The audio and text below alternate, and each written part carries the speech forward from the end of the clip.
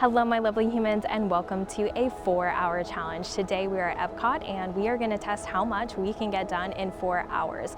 We do have some rules to this challenge. Rule number 1 is that we must stop to eat at some point tonight. Another rule is we are going to be counting the amount of attractions we can get done in that 4-hour period, and we also cannot ride anything twice. We are also not using Genie Plus or Lightning Lane tonight, so very realistic standby times. We're hoping that this challenge will help those of you that either arrive later during one of your trips and just want to pop into the parks and see how much you could get done in a short time, or maybe you just want to see if you were to park hop later in the day, what's realistic to get done. It is a higher crowd day here at EPCOT, so let's see what's possible and let's go have some fun. Up first is Spaceship Earth. The current wait time is posted at 20 minutes, but by looking at the queue, it really doesn't look like it's 20 minutes, so we'll hope for the best on this one. I will say that usually this has 5 minutes or less of a wait, and you can usually walk right on. So we are taking a little bit of a gamble, but like I said, it's a more crowded season, so I do feel like it's better to just go ahead and knock this one out now. Everything's so spread out at EPCOT that it would take a really long time to walk back to the front of the park, and this one generally does have lower wait times compared to some of the other attractions here. So let's go thank the Phoenicians. Spaceship Earth is an older attraction, but quite frankly, it's one of my favorites. It is a lot of fun.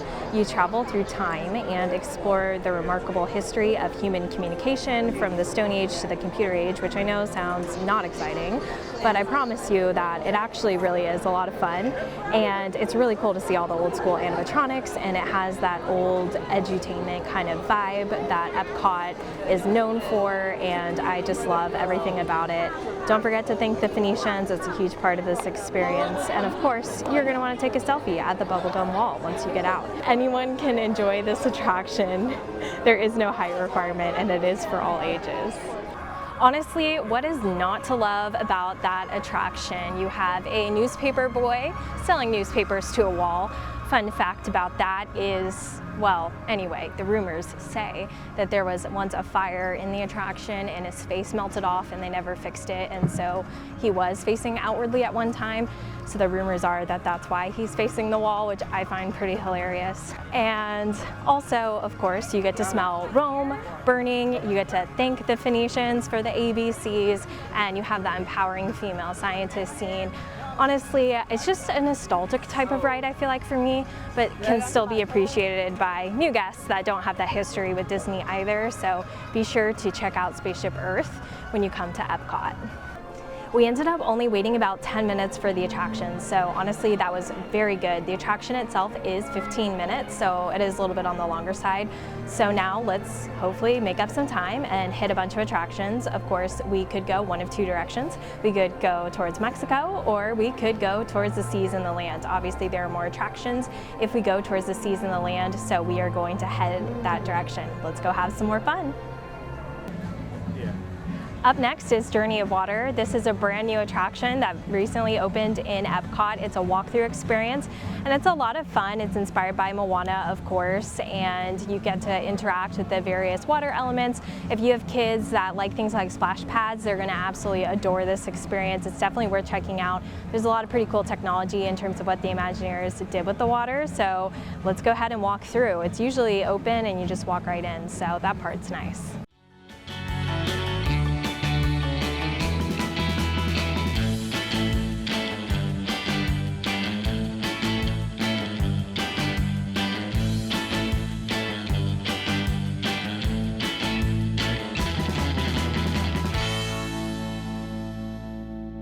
Up next is the Seas with Nemo and Friends. It's only a 5-minute wait, so this one should be a walk-on. It is directly across from Moana, and it's also in the same building as Turtle Talk with Crush. If you've been following me for a while, you've probably seen my various Turtle Talk videos. They are so funny and the show is hilarious, but honestly it's a little bit on the longer side, so we're not going to do it tonight, but do make sure to do it when you come. Let's go ride the Seas with Nemo and Friends. One of my favorite things about this queue is how twisty it is, because it makes you feel like you're swimming, which of course is intentional by the Imagineers. You can also find that in the Little Mermaid queue as well. It's a fun little touch. The Seas with Nemo and Friends is a dark ride where you go under the sea without getting wet on a gentle ride that's based on Disney and Pixar's Finding Nemo. which finds Nemo lost again. There is no height requirement for this attraction, and it is for all ages, so it is definitely a fun one to enjoy, but I will say that is nothing overly impressive, so you can skip it, and I don't think it'll hurt your trip necessarily, but it is fun and it's cute, so, you know, use your discretion.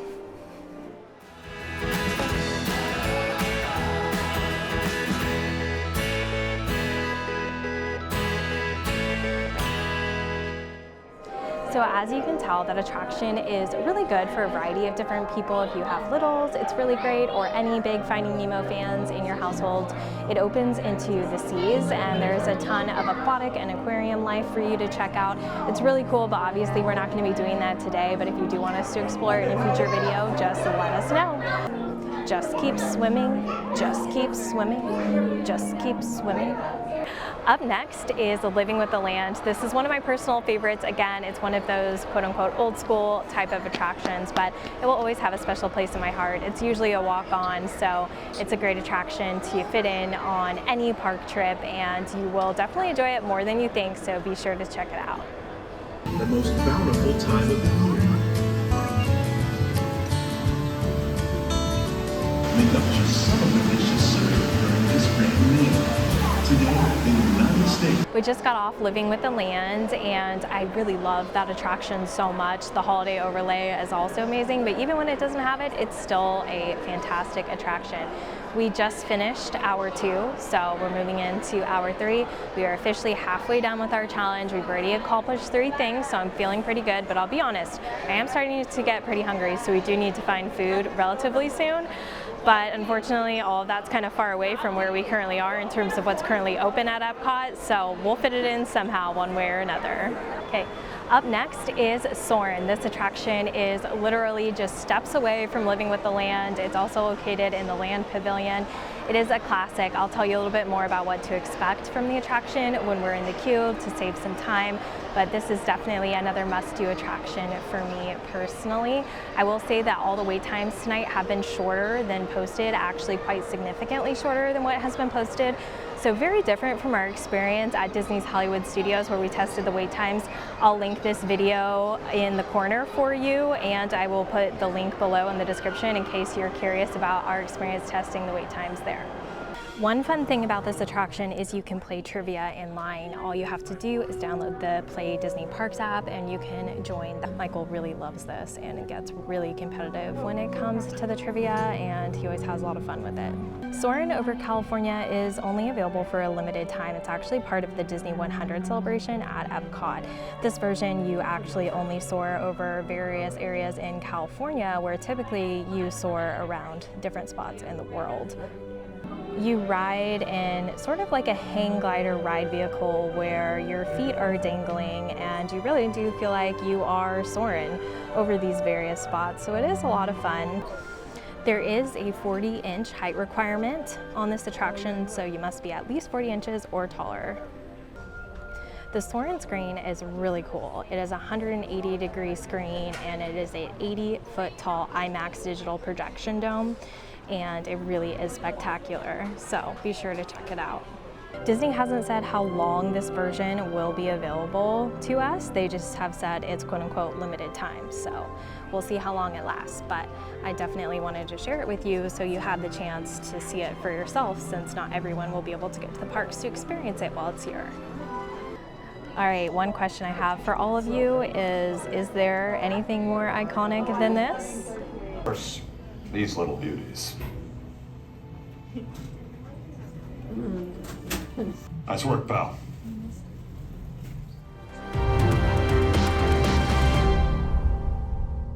We just got off of Soarin', and I will say the commentary of guests usually when we get off of the Soarin' Over California version is not super great.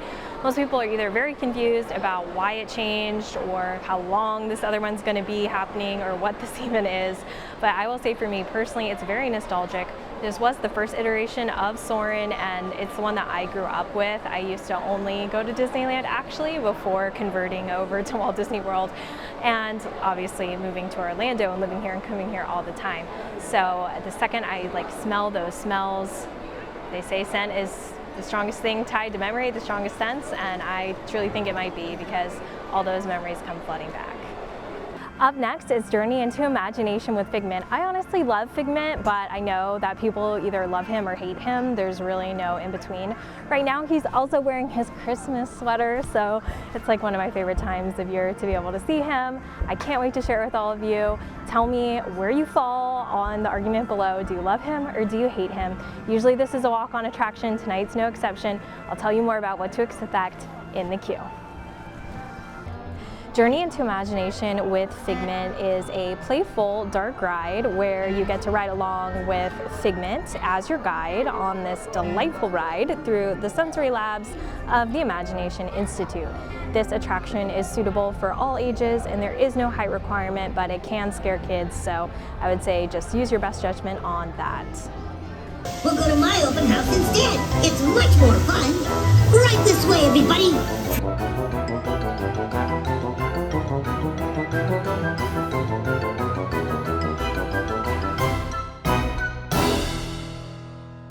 We just got off of Journey into Imagination with Figment, and I only have one question for all of you. How stinking cute is Figment in his holiday sweater? Okay, it is now time to go get some food because we're both starving and we've been changing the arrival window for a mobile order time and time again. We're gonna walk all the way over to America to get Regal Eagle because it's one of our very favorites in this park, but it is a really long walk, so we're gonna do our Disney fast walk. We decided to eat at Regal Eagle. This is a quick service restaurant located in the America Pavilion, which is about halfway through the World Showcase. So you definitely will get a good walk if you are on either side like we just did, and yeah, it's totally worth it though. It's seriously one of our favorites. You don't need dining reservations for it, and you can mobile order, so they make things really simple. If you do have any allergies like gluten, they have so many really good options, which is really hard to find in EPCOT for any of my celiac friends.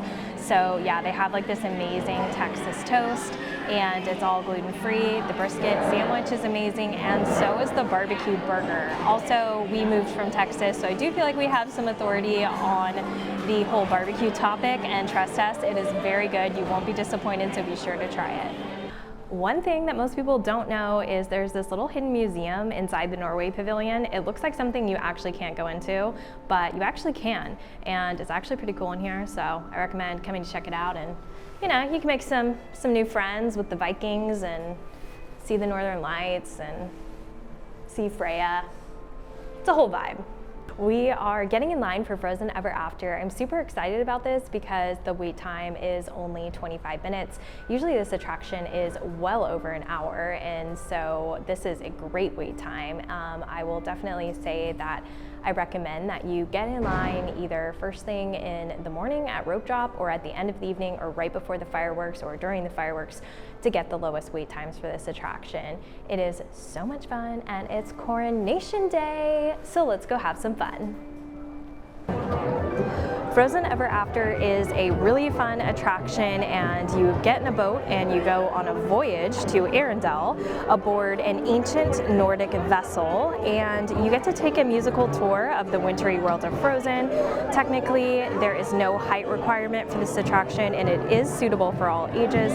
There is one part where the boat goes backwards and it gets a little bit dark and scary for some kids, so just note that, but for the most part, kids really do love this attraction, and it's one they want to ride again and again, and there's a reason why the wait time is so long. And I mean, who doesn't love Frozen, am I right?